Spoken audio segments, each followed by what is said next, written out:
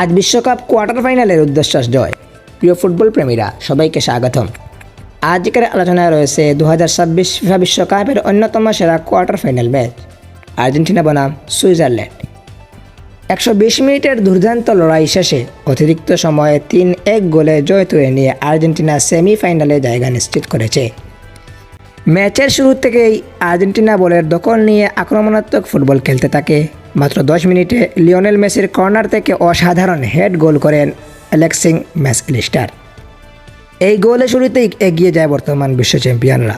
গোল হজম করার পর সুইজারল্যান্ড দারুণভাবে ঘুরে দাঁড়ায়।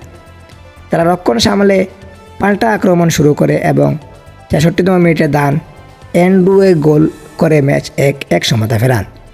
এরপরে ম্যাচের উত্তেজনা আরও বেড়ে যায়। ম্যাচের একটি বড় বিতর্কিত মুহূর্ত আসে যখন সুইস ফরওয়ার্ড ব্রিল এমবোলে দ্বিতীয় হলুদ কার্ড দেখে মাঠ ছাড়েন।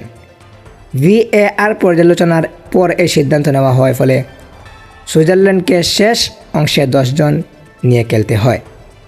নির্ধারিত 90 মিনিটে আরও কোনো গোল হয় না। গোল না হওয়ার ম্যাচ গড়ায় অতিরিক্ত সময়েও সুইজারল্যান্ড দুর্দান্ত লড়াই চালিয়ে যায়, কিন্তু শেষ পর্যন্ত আর্জেন্টিনার অভিজ্ঞতা পার্থক্য করে দেয়। 112তম মিনিটে জুলিয়ান আলভারেজ দূরপাল্লার দুর্দান্ত শটে আর্জেন্টিনাকে 2-1 ব্যবধানে এগিয়ে দেন। এরপর অতিরিক্ত সময়ে শেষ দিকে লাউতারো মার্টিনেজ আরেকটি গোল করে জয় নিশ্চিত করেন।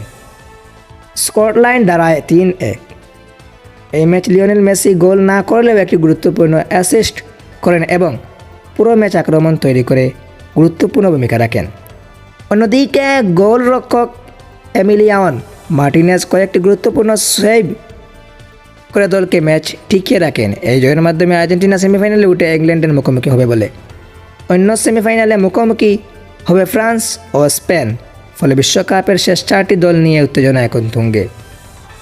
এই মুহূর্তে আর্জেন্টিনা কি আবারও বিশ্বকাপ জয়ের পথে এগিয়ে যাবে, নাকি ইংল্যান্ড তাদের থামিয়ে দেবে? আপনার মতামত অবশ্যই জানাবেন।